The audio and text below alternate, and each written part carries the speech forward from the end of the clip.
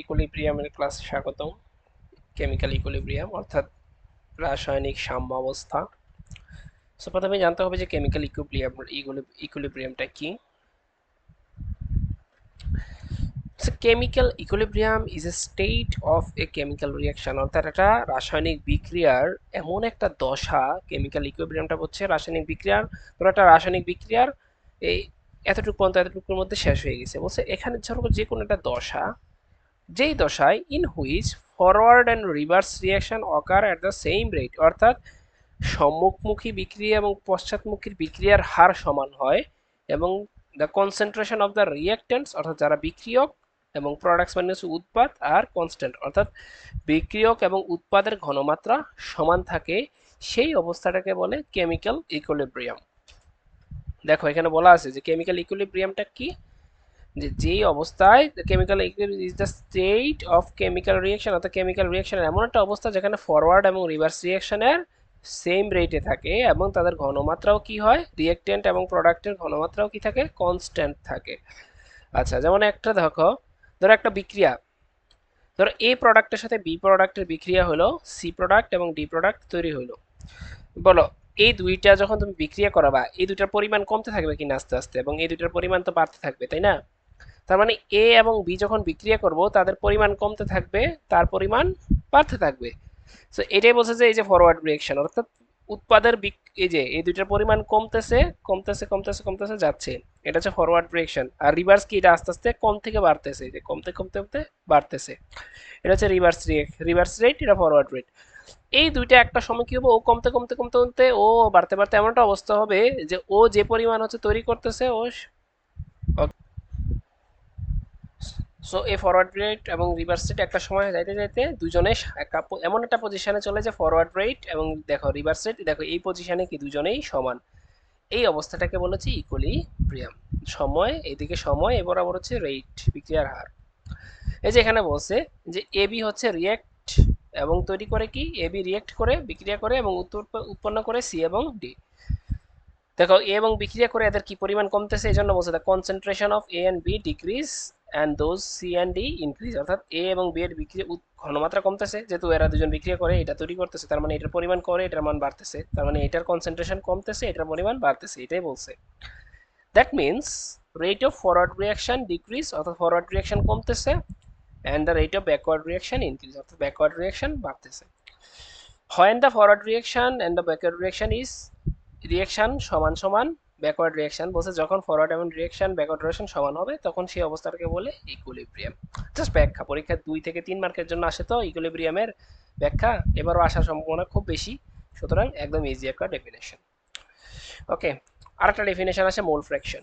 মূল ভগ্নাংশ আমরা জানি যে একটা বিক্রিয়কে ধরো যে 2 মোল পানি, ধরো যে 2 মোল হাইড্রোজেন 1 মোল অক্সিজেন বিক্রিয়া করে পানি তৈরি করছে, তাহলে এই বিক্রিয়ার টোটাল মোল কত উৎপাদে, 2 আর 1 2 মোল আর 1 মোল 3 মোল।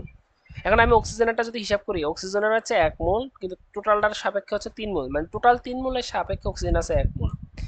এই যে অনুপাতটা, এটাকে বলে মোল ফ্র্যাকশন, এটাকে বলে মোল ভগ্নাংশ বা মোল ভগ্নাংশ বা মোল ফ্র্যাকশন। কি, দ্য রেশিও অফ, উপরে কি থাকে, নাম্বার অফ মোলস, কার, যে কোনো একটা মৌলিকিউলের মোল সংখ্যা ডিভাইডেড বাই টোটাল মোল সংখ্যা। এটা বলছে the ratio of the number of moles of A substance, একটা একটা যে কোনো একটা কিছুর মোল সংখ্যা to the total number of moles of all substance, অর্থাৎ সকল মোল সংখ্যাকে, যে কোনো একটা বস্তুর মোল সংখ্যাকে সকল টোটাল নাম্বার অফ মোল সংখ্যা দ্বারা ভাগ করলে যেটা পাবো সেটা হচ্ছে মোল ফ্র্যাকশন। যেমন এখানে 2a এবং 4b বিক্রিয়া করে 2ab তৈরি হয়েছে, তাহলে টোটাল আমার মোল কত, 4 2 6। আমি যদি এরটা বের করতে চাই, তার মানে 6/2, 6/2 1/3। বি এরটা বের করতে চাইলে 6 ভাগ এই যে 4, 6/4 2/3। আচ্ছা, ভ্যালোসিটি কনস্ট্যান্ট আমরা পরে বলবো, মোলারিটি কি এগুলা লাগবে না, অ্যাক্টিভ কোএফিসিয়েন্ট অ্যাক্টিভিটি লাগবে না, মোলারিটি এবং ভ্যালোসিটি কনস্ট্যান্ট পরে বলবো। সো আমরা চলে যাই হচ্ছে law of mass action and এটার প্রমাণ, এটা কিভাবে হচ্ছে এস্টাবলিশ করব, law of mass action and establish it. So law of mass action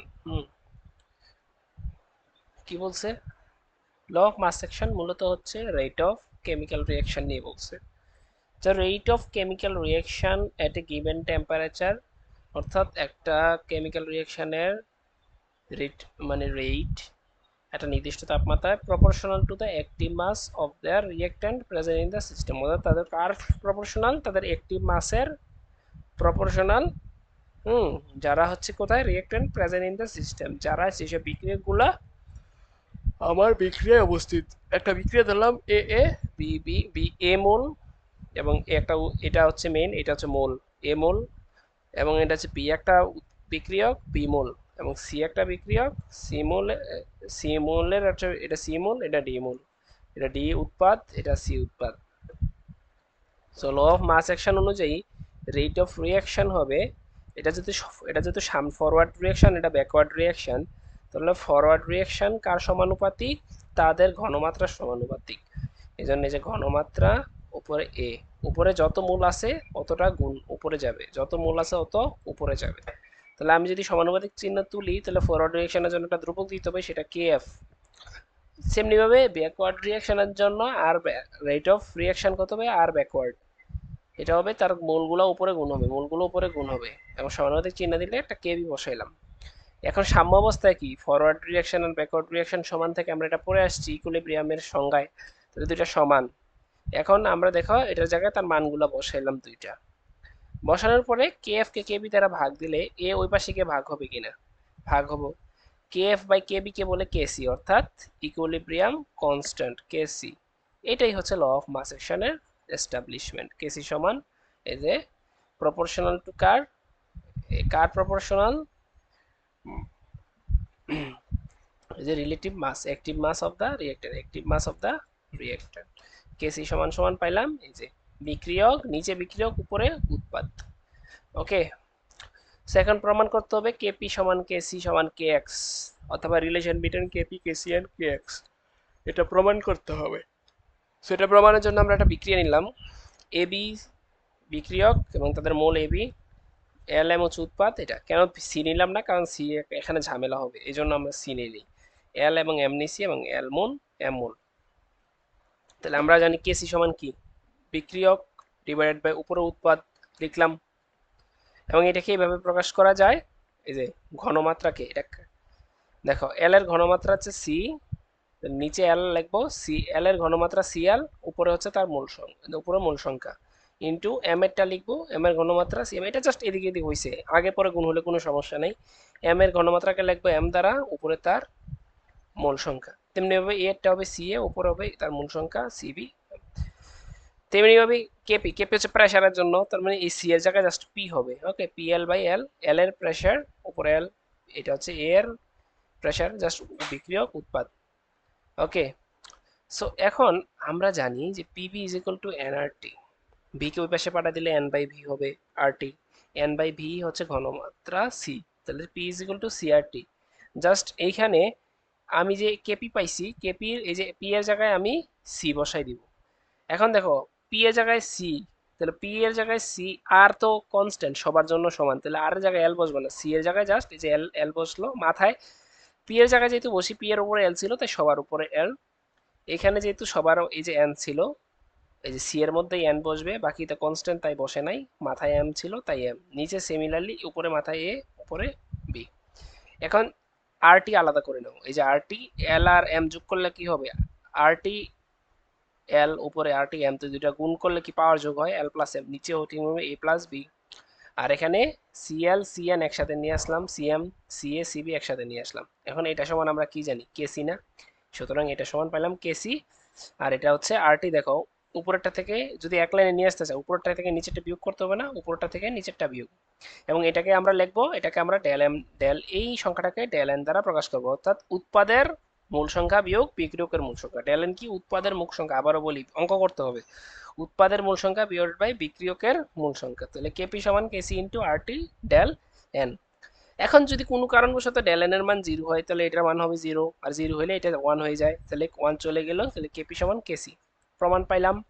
okay, KP কেসি গেল, এবার এক্স আনতে হইলে এক্স কি, কে এক্স হচ্ছে এক্স আমরা জানি মোল ফ্র্যাকশন, চাপের সাথে একটা মোল ফ্র্যাকশনের সম্পর্ক আছে, পি এ সমান সমান মোল fraction of A into P, molar ভগ্নাংশ ইন্টু পি।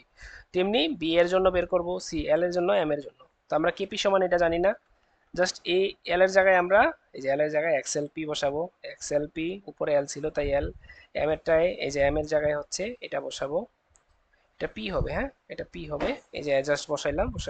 সিমিলারলি আমি পিটাকে আলাদা করে নিব, তাহলে পি এল পি এম যোগ করলে কি হবে এল প্লাস এম, নিচেটা হবে এ প্লাস বি, আর এক্সএল এক্স এম এই যে একসাথে নিয়ে আসছি। আচ্ছা, তাহলে এইটাকে আমি যদি এক লাইনে নিয়ে আসতে চাইলে উপরটাকে অবশ্যই বিয়োগ, নিচের থেকে বিয়োগ করতে হবে। আর আমরা জানি এইটা কার মান, কে এক্স এর মান, উৎপাদ বিক্রিয়ক ডিভাইড বাই উৎপাদ, এই যে বিক্রিয়ক বাই উৎপাদ এটা সাইডে লিখে দিতে হবে।